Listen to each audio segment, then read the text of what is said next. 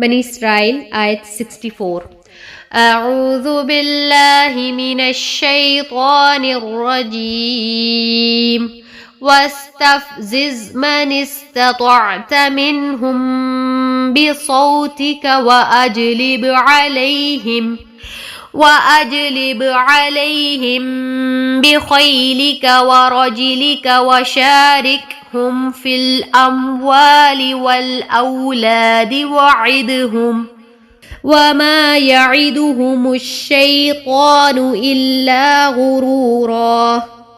استفزز اور بہکا لے، من جسے، استطاعت رکھتا ہے تو، منہم ان میں سے، بصوتی کا ساتھ اپنی آواز کے، واجلب اور چڑھا لا، علیہم ان پر، بخیلی کا سوار اپنے، ورجلک اور پیادے اپنے، وشارکہم اور شریک ہو جا ان کا، فی الاموالی مالوں میں، والاولادی اور اولاد میں، وعدہم اور وعدہ کر ان سے، وما اور نہیں، یعدہم وعدہ کرتا ان سے، الشیطان شیطان، الا مگر، غرورا دھوکے کا۔ ان میں سے تو جسے بھی اپنی آواز سے بہکا سکے بہکا لے، اور ان پر اپنے سوار اور پیادے چڑھا لا، اور ان کے مال اور اولاد میں سے اپنا بھی سانجہ لگا، اور انہیں جھوٹے وعدے دے لے۔ ان سے جتنے بھی وعدے شیطان کے ہوتے ہیں سب کے سب سراسر فریب ہیں۔ ان لشکروں سے مراد انسانوں اور جنوں کے وہ سوار اور پیادے لشکر ہیں جو شیطان کے چیلے اور اس کے پیروکار ہیں، اور شیطان ہی کی طرح انسان کو گمراہ کرتے ہیں، یا پھر مراد ہے ہر ممکن ذرائع جو شیطان گمراہ کرنے کے لیے استعمال کرتا ہے۔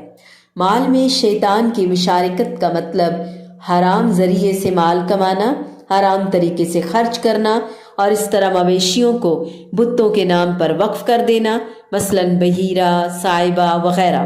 اور اولاد میں شرکت کا مطلب زناکاری، یا پھر عبداللات، عبدالعزیٰ اس طرح کے نام رکھنا، غیر اسلامی طریقے سے ان کی تربیت کرنا کہ وہ برے اخلاق اور کردار کے حامل ہوں، ان کو تنگ دستی کے خوف سے ہلاک ہی کر دینا یا زندہ درگور کر دینا، اولاد کو مجوسی، یہودی، نصرانی وغیرہ بنانا، اور بغیر مسنون دعا کے بیوی سے ہم بستری کرنا وغیرہ وغیرہ۔ ایسی ایک لمبی لسٹ ہے۔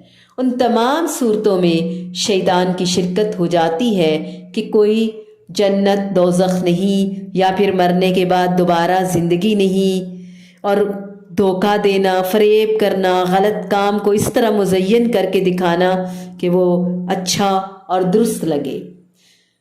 اور جہنم کی سراسر وہ دعوت دے رہا ہے شیطان، دھوکے باز ہے، بہلا پھسلا کر جھوٹ کے ذریعے اغوا کرتا ہے، کھلی جہنم کی دعوت دیتا ہے، تو کون اس کے پیچھے لگے گا؟ شیطان کے وعدے دھوکے کے سوا تو کچھ بھی نہیں۔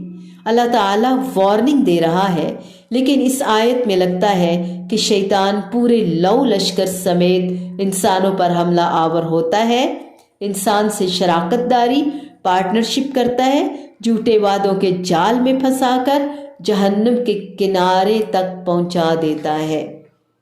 سخت دغے باز ہے، بہت جھوٹا ہے، تو دعوت کرتا ہے، پھسلاتا ہے۔ استفزز ہلکا سمجھنا، اس کے ایمان کی کمزوری دیکھنا، اس کو جھانسے میں لے آنا، پھر پھسلا دینا۔ پھسلانے کے لیے کیا کہا گیا؟ کس سے؟ بصوتک، اپنی آواز کے ساتھ۔ شیطان کی آواز کیا ہے؟ موسیقی۔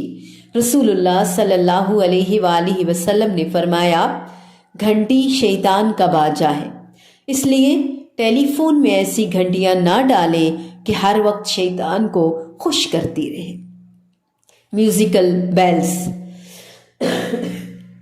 پھر اسی طرح آپ صلی اللہ علیہ وآلہ وسلم نے فرمایا، بے شک میرے رب نے میری امت پر شراب، جوا اور جو کی شراب، سارنگی اور جو بھی شراب کے یعنی طریقے ہیں، باجے ہیں، میوزک ہے، آلات ہیں، موسیقی ہے، سب کو حرام کر دیا، اور پھر فرمایا تم جس جس کو چاہو اپنا مددگار بنا لو اور ان کے مال اور اولاد میں حصہ لگاؤ۔ اللہ تعالیٰ نے اس حد تک اس کو آزادی دے رکھی ہے، اور اس طرح وہ فضول خرچی کروا کر مال ضائع کرواتا ہے، چاہے کھانے میں ہو یا کپڑے میں، کیونکہ وہ کیا چاہتا ہے کہ انسان نے جو اتنی محنت سے خون پسینے سے جو مال کمایا ہے اس کو اللے تللے پہ بس اڑا دے اور پھر اولاد میں سانجا لگا۔ یعنی بچے تو انسان کے ہیں، افسوس شیطان ان کو اپنا آلہ کار بنا رہا ہے، اپنا ٹول بنا لے اور ان کو وعدوں کے جال میں پھانس لے، ان کو غلط امیدیں دلائے، جھوٹی توقعات کے چکر میں ڈال دے، سبز باغ دکھائے، اور شیطان کے وعدے ایک دھوکے کے سوا کچھ بھی نہیں۔